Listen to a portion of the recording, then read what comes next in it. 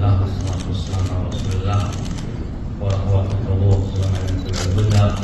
أما بعد، هذه الكلمة ألقيها شخصيا، يعني شخصيا وليست عن سعادة رئيس المجلس.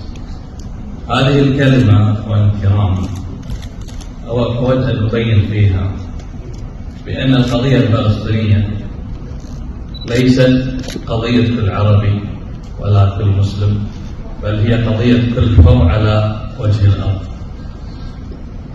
والانتهاكات التي نراها جميعا من العدو الصهيوني لإخواننا في غزة في هذه الأيام لم يسبق لها مثيل، بل هي تعد في تاريخ الجرائم الحربية من أشد أنواع الجرائم.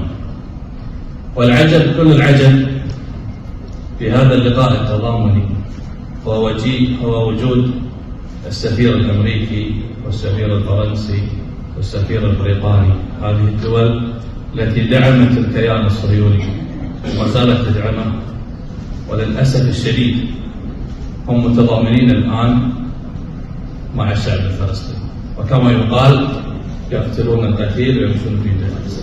لذلك أنا أستسمح منك